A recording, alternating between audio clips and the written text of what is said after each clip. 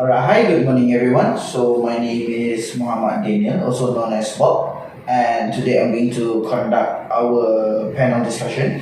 So our topic today is libel in cyberspace, and we're going to talk about the case overview about Johnny Depp versus the Sun. So the first panel, can you introduce yourself?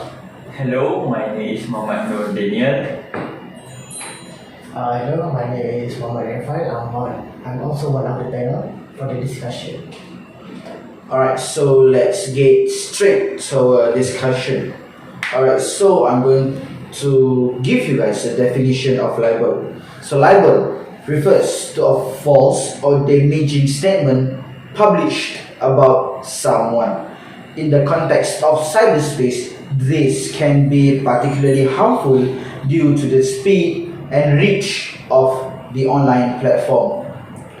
Now, I'm going to go through about our case, which is Johnny Depp versus the Sun. So I'm going to pass our discussion to our first panel. So, for the Johnny Depp and the Sun case overview, case background, Johnny Depp sued the Sun newspaper for libel over an article that labeled him a wife beater, which he claimed was false and damaging to his reputation.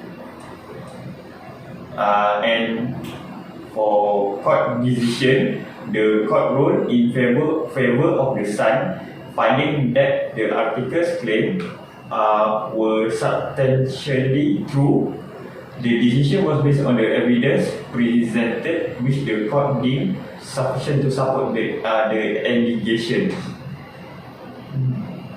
Alright, that's a good point. So now I would like to hear what's our second panel's opinion.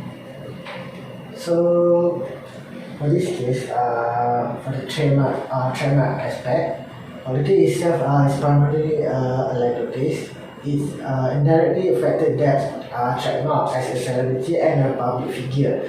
His name and reputation can be seen as part of his personal brand, where it states the negative publicity from the article and the subsequent legal battle had a substantial impact on his career, which several major studios distancing themselves from the actor, including Disney themselves, which also involved in his removal in Pirates of Caribbean.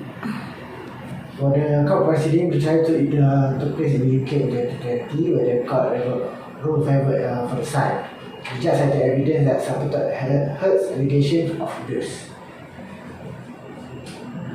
Alright, so you have a good point. So now I'm going to give my opinion about the case and how Johnny Depp can defend himself in court and why other defense can't be effective. So, the first strategies that he can use is challenging the truthfulness of the statements. So, the primary defense, Johnny Depp's primary defense against the libel claim was to challenge the truthfulness to the Sun's article. Libel cases often hinge on whether the published statements are true or false. Depp aimed to prove that the allegations of him being a wife beater were false, thus rendering the publication defamatory. So for the evidence, Depp would have needed to provide compelling evidence that the Sun incidents article did not occur as reported, or that they were significantly exaggerated or misrepresented. So the second one is highlighting malice or negligence. So this is going to be his second defense. That could argue that the Sun acted with malice or gross negligence, knowing that the allegations were false or having serious doubts about their truthfulness but publishing them anyway. Proving malice is particularly challenging but can strengthen a libel case, especially in cases involving public figures where the burden of proof is higher.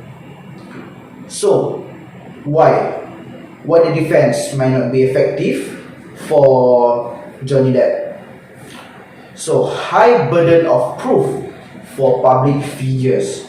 So the legal hurdle in libel cases involving public figures, the burden of proof is significantly higher. And conflicting evidence and testimonies, the challenges in the evidence is the case involve extensive testimonies from both Depp and his ex-wife Amber Heard, along with other witnesses. Alright, so panel, do you want to add on something? Okay, in my opinion, Johnny Depp could also defend himself by presenting the evidence. For the example, Depp already present his first wife. If you don't know, Johnny Depp has two wives. The first and second is Amber Heard. So in this case, Johnny Depp presented his first wife, which she mentioned that his behavior is not that violent. But the problem in this case is Amber Heard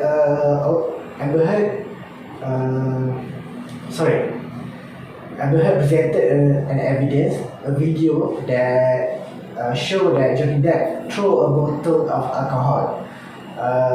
Where this video presented that Johnny Depp is indeed violent in itself, but the video also proved that he didn't throw that bottle of alcohol at her, but at someone else. So the evidence might be ineffective. So for me, effective defenses for Johnny Depp, I have two. The first one is truth as a defense. It might be effective if Depp could provide substantial evidence proving the falsehood of the claim, but it might not be effective if the evidence provided was insufficient or the court found the claims to be true. And for defense for second is fair comment or opinion. It might be effective if Depp can argue that the statements made by the son were expressed as opinions rather than factual claim. But it's not effective if the court determines that the statements were presented as factual assertions rather than opinions. So that's a good point, and thanks to panel 2 and panel 1. So I think that's the end of our discussion. Thank you for coming.